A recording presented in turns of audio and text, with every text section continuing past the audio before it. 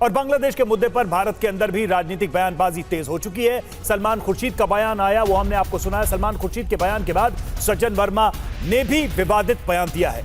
MP Congress के नेता सज्जन वर्मा का बयान आया है। उन्होंने कहा कि पीएम निवास पर कब्जा कर लेगी जनता। श्रीलंका बांग्लादेश के बाद भारत का नंबर जो जनता सड़क पर है वो करेगी कब्जा। मैं तो सिर्फ इतनी बात कहना चाहता हूं, 2 दिन से टीवी पे आप देख रहे हो, बांग्लादेश की जनता शेख हसीना की गलत नीतियों की वजह से, बांग्लादेश की सरकार की गलत नीतियों की वजह से कल प्रधानमंत्री आवास में घुस गई, राष्ट्रपति भवन में घुस गई। याद रखना नरेंद्र मोदी जी, एक दिन ये जनता जितने सड़क पे हिलोरे ले रही है, एक दिन तुम्हारी गलत नीतियों से तुम्हारे प्रधानमंत्री निवास में घुस जाएगी, कब्जा कर लेगी।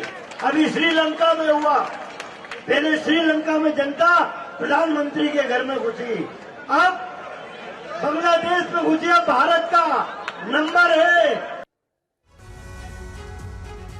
वहीं सलमान खुर्शीद के बयान पर बीजेपी का हमला। क्या भारत में भी हिंदुओं पर हमले चाहते हैं सलमान खुर्शीद? बीजेपी प्रवक्ता शहजाद पूनावाला का बयान देश के लोकतंत्र को नीचा दिखाने वाला यह बयान है। खुर्शीद के परिवार ने पहले वोट जिहाद की बात कही थी। ये ऐसे मनाने वाले अहंकारी, दुर्भाग्यपूर्ण और संकीर्ण मानसिकता वाले लोगों को की इच्छा कभी पूरी नहीं होने वाली है। ये भारतवर्ष में भी षड्यंत्र रच रहे थे। सीएए का जो आंदोलन था उसमें भी हिंसा इसी प्रकार से भड़काने की कोशिश कुछ विदेशी शक्तियों के सहारे पर ये कुछ तथाकथित चंद नेता हैं, इनकी मानसिकता थी।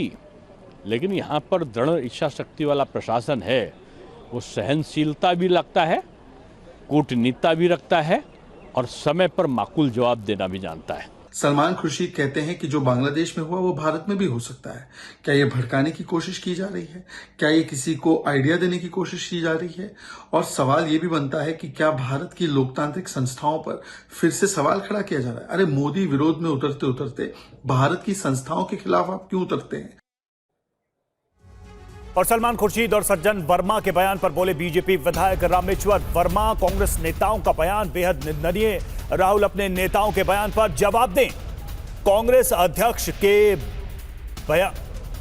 इन बयानों के लिए देश से माफी मांगे कांग्रेस अध्यक्ष, ये उनका कहना है। और कांग्रेस देश को तोड़ने की कोशिश कर रही है। कांग्रेस नेता सज्जन सिंह वर्मा का बेहद विवादित बयान सामने आया है। बातचीत करने के लिए बीजेपी के विधायक रामेश्वर शर्मा जी हैं। सर, बयान आपने भी सुना होगा, क्या कहेंगे? देखिए, ये कांग्रेस का मानसिक दिवालियापन है, चाहे सज्जन सिंह वर्मा हो या सलमान खुर्शीद हो। किस भाषा बोलना चाहते हैं? क्या कांग्रेस आतंकवाद की भाषा बोलेगी? क्या कांग्रेस जमात इस्लाम की भाषा बोलेगी? क्या कांग्रेस के नेता प्रधानमंत्री जी का, नरेंद्र मोदी जी का घर जलाने की बात करेंगे? अरे कांग्रेस के नेताओं, भारत का संविधान दिखाने के लिए नहीं, पढ़ने के लिए। बाबा साहब अंबेडकर के संविधान में जो लिखा है वो पढ़ो। लोकतांत्रिक परंपरा में जीता है भारत, भरोसा करता है। श्रीमती इंदिरा गांधी ने देश में आपातकाल लगाया था, 19 महीने तक लोगों को जेल में डाला था, पकड़ पकड़ कर लोगों को घरों से खींच खींच कर जेल में ले गए, नशबंदी करी, कठोर से कठोर सजाएं दी श्रीमती इंदिरा गांधी ने। तो भी किसी भी नेता और कार्यकर्ता ने यह नहीं कहा कि हम प्रधानमंत्री का घर जलाएंगे। हम प्रधानमंत्री, ये भारत के 140 करोड़ की आस्था, भरोसा और बाबा साहब अंबेडकर के संविधान के द्वारा दायित्व का पद है। इसको घर जलाना, इसका मतलब कांग्रेस अब जमात इस्लाम की भाषा बोल रही है, कांग्रेस अब आतंकवाद की भाषा बोल रही है, कांग्रेस अब बांग्लादेश के आतंकवाद से प्रेरणा ले रही है। आदरणीय खड़गे जी से प्रार्थना करूंगा कि वो अपने नेताओं को लगाम दें और देश से माफी मांगे। और पाकिस्तान और बांग्लादेश की भाषा और जमात इस्लाम की भाषा सज्जन सिंह और सलमान खुर्शीद ने बोली है, ये कांग्रेस की मन की अंदर की ईर्ष्या की भाषा है। कांग्रेस को देश से माफी मांगनी होगी। तो भारत के नेताओं के बयान लगातार आ रहे हैं। बांग्लादेश तख्ता पलट पर बोले मनोज झा, लोकतंत्र की आकांक्षा को संबोधित नहीं किया, उन्होंने लोकतंत्र को कुचला। ये संजय राउत ने भी कहा है और उन्होंने विपक्षी नेताओं को जेल में डाला।